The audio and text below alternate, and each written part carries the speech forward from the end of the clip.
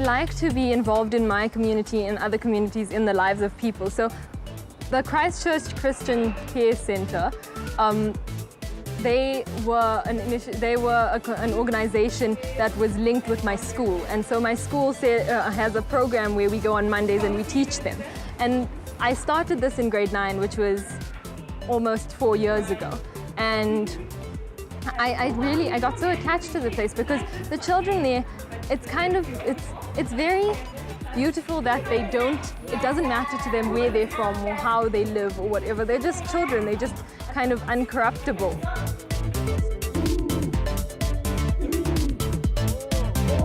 We come and train here every day for Fridays because we play games on Fridays every Friday. We're at the rugby fields of Bracken High. I come here every Monday, Tuesday and Thursday. I coach the boys, my brother as well. His name's Lindo Mbele. I met him when I was in grade 2. He was actually playing soccer and I was waiting for my mother to pick me up. And I went over to him and I asked him, can I play soccer with you? And he said yes.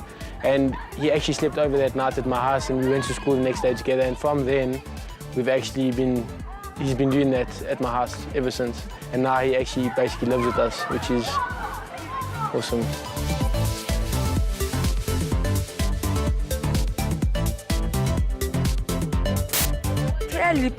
Next leap, but then kukulaka butuaka, look Sunday school, Horkula school is a varanki leap so offer a bazari, so Kabana Horke, maybe nga apply for a bazar or Horkito stay cookie, Kibelo Pilobon, Nekiti Loco Seco, so Kutilaka Sunday school, Kautalaka butuaka, Katala Hongaladi teste, ka attend every Monday equal leap.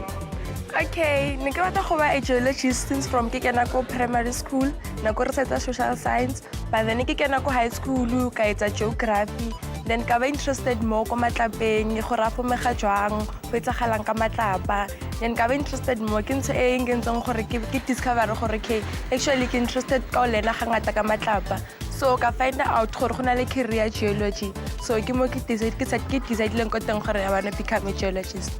So it was difficult because it's easy because of mama kasebetse, papa ka utlokofetse. So I think it was difficult because no ke depend kwa butungwaka. So I get say gore ke tle thola tšhelete gore mama ka mpatele next year ke sekolong and all that. Cause I so apply for bursary or anything like that. So it was difficult, but the inner part of me I believe I can do it. I believe I can it, and so yeah, gore ke be the better person ka usane ke support the family.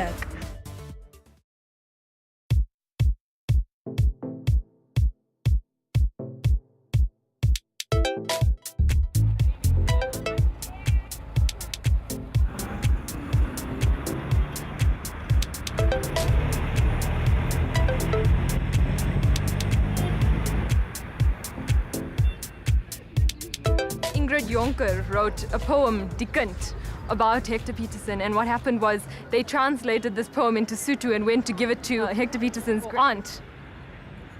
I heard about the Hector Peterson Memorial from my parents. They basically told me most things that I should know about the memorial.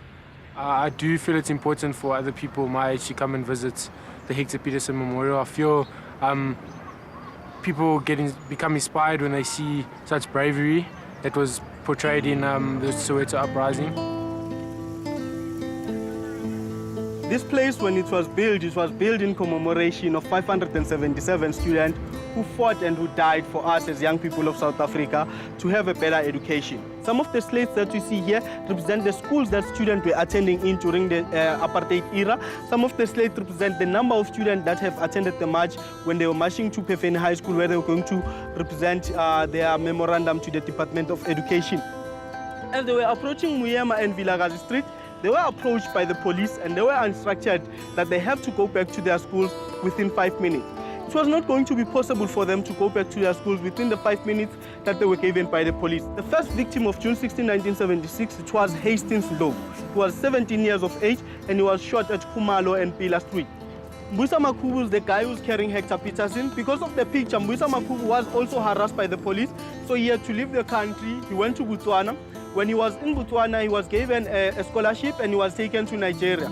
So Mbuyisa Makhubu is still missing. And that is why we have these empty spaces which represent the missing young people of June 16, 1976. There are a number of young people who died and who have not yet, we don't know who they are, their names and their families. You're fighting for your country, you're fighting for what you believe in. In the Soweto uprising, I know that they fought for the languages as well in the schools. And I believe maybe if it was not the right, even if it was not the right choice, I believe that they fought for what they believed in, and I agree with that. With Hector Peterson Memorial, it's a reminder that also youth took part, and that's encouraging to someone like me who's also a youth to actually do something about this country. 25 years ago, no one would have thought that I'd be standing here with people from an Afrikaans gentleman, a black girl, a Jewish girl, and an Indian girl, standing here together, commemorating the fall of the people that fought for democracy in South Africa. I think that it is unfortunate that the Hector Peterson Museum has become somewhat a tourist attraction, and the struggle is so far away, seemingly, that people do not appreciate how much the youth fought. All of this happened to people of our community, people just like us. That makes me feel like it's just as attached to me as it was to my parents, and I think that makes me even more ambitious to try and rectify the problems of the past. Okay, actually my expectations were met because yesterday I remember you asked me a lot of questions about the Freedom Charter and I was blank, but now I've gained a lot of information, a lot of knowledge that I didn't know, especially about Hector Peterson, because also the thing that I knew was that, okay, Hector Peterson was shot on this day, but I didn't really know what actually happened. And today I gained a lot of information, through this journey.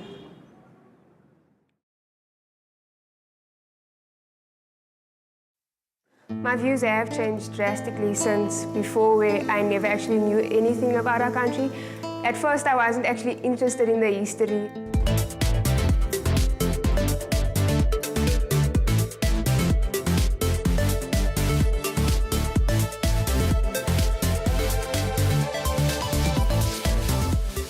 That our education system in public schools have failed us. Like if I could start and do a do-over, like what high school do I go to, I'd definitely not choose JHB because it's been hectic. There's over 47 learners in one class where one cannot focus initially in a class. The children will make a noise. Some of them don't even respect the teacher. Like just last month, a girl in grade 9 smacked an elder teacher. It's just crazy.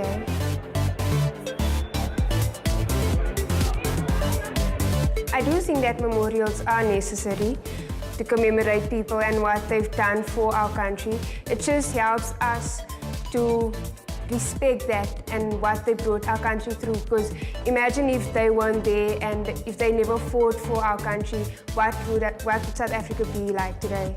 So it is actually very much important, just so we can remember them in that sense, like what they did for our country.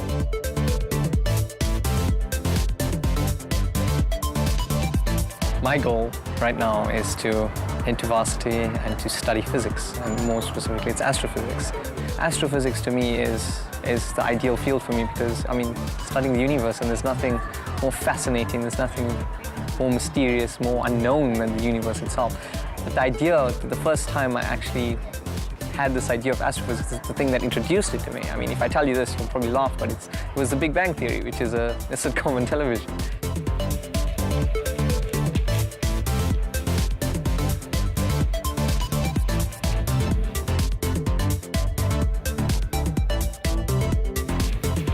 This year our school's actually celebrating its 60th anniversary. The head of the school, his name's Rabbi Tanza, and his wife Marsha Tanza. They've been involved in Yeshiva College for 50 years. They were founding members of the Jewish community throughout South Africa. The school holds quite a strong legacy for me. My parents went here, my grandparents have been involved on the campus for years.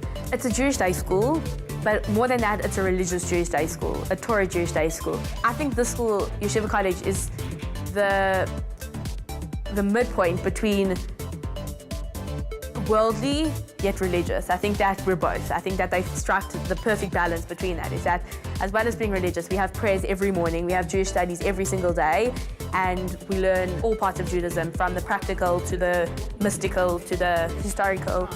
but at the same time, we're involved in lots of after-school projects.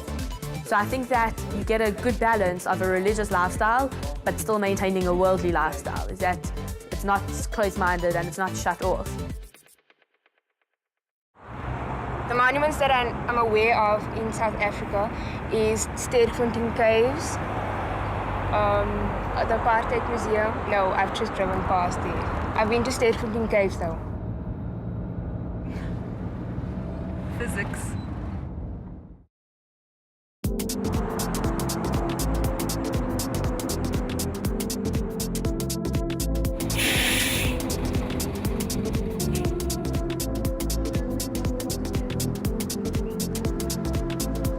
White. Non-what? White. Black.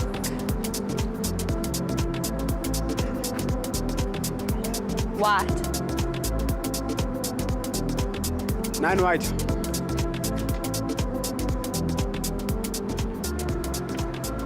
White.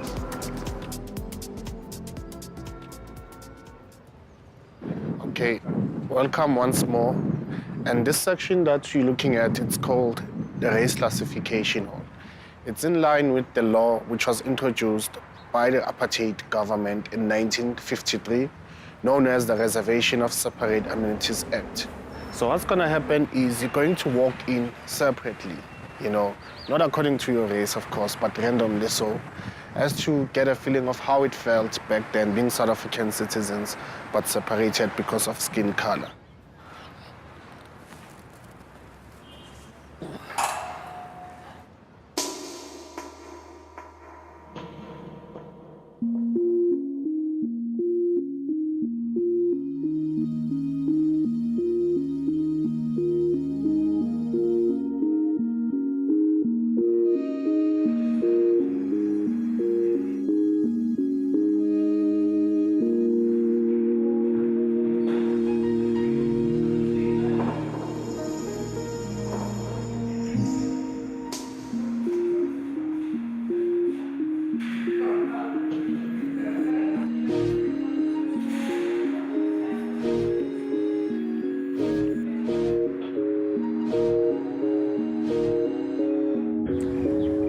There's a misconception that the majority of youth today don't care about the future of our country. And I think it's a misconception because it's not that the majority of us don't care, it's that we're focusing on our own lives. It's a very exciting part of our lives right now. And so we have a lot to focus on and a lot to deal with. And so, but when the time comes to vote, I believe the majority of us will take a stand and we will vote for whoever we think is best suited to lead our country.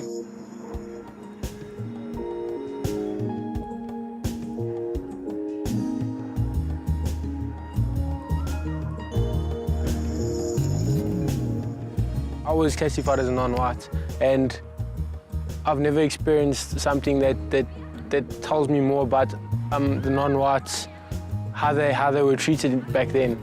So by seeing their pictures, just their pictures could tell so much about their stories and so much about their lives already. The thing that stood out for me at the Apartheid Museum was how blacks and whites were segregated. It was really heartbreaking for me to see how black people actually got beaten up just because of their skin color, which is really unfair. And I thank God that today that our country is this what it is today, and we've moved past that. By involving yourself in what's happening around you and keeping up with the news in South Africa and having an opinion on which political party you vote for and actually voting, through that you become less apathetic, because you can never be apathetic if you're not ignorant. If you're aware of what's happening, you care about something. Wow, we see, you thought you knew something, you know nothing, basically. So these past 2 days have been an eye-opening thing for me. It has shown me that, you know what, just because you've been here for 20 years and in the democracy doesn't necessarily mean that you're not affected by your history. although you weren't there, it affects you now, and you need to appreciate that. Ke bona ka re go botlhokwa ka lebaka la gore matsatsing a le gone go na le batho ba bangata a ba sebetse batswadi bona ba sebetse so I think gore nna a nka ba le opportunity gore maybe ke ntshe tšheletenyana ke ba fe le bona gore ba kgone go tswelela pele ka ditoro tsa bone e ka ba e le ntho e shapo ka lebaka la gore le nna gore ke be ke le mo today ke ka lebaka la motho mongwe o nthusitse gore ke be ke tswele pele so I think le nna nka etsa the same thing gore ke thuse batho.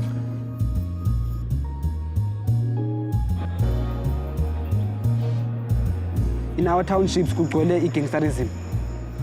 Abantwana abanalo ithuba lokuba babheke esikolweni. Abantwana bayaya esikolweni bafike babe nobudlobongela.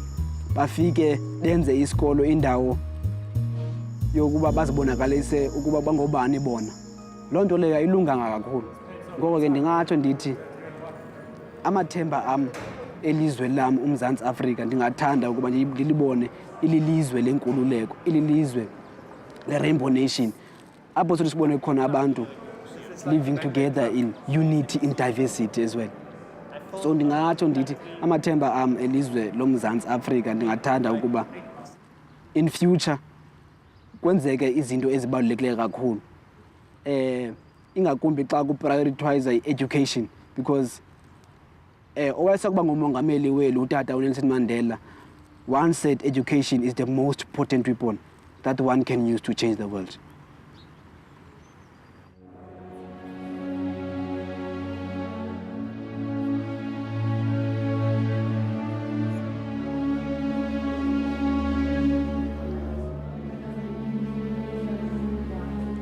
One place that stood out for me on the tour was the Apartheid Museum. Just getting the feel of how people were segregated, like blacks, whites and coloreds, Indians, you name it. It was actually heartbreaking to see what they had to go through, how they got beaten up, how tear gas got thrown out there, and people ran just because of the color of the skin, and they got beaten with chamboks and knopkiris, it was a tough time for them.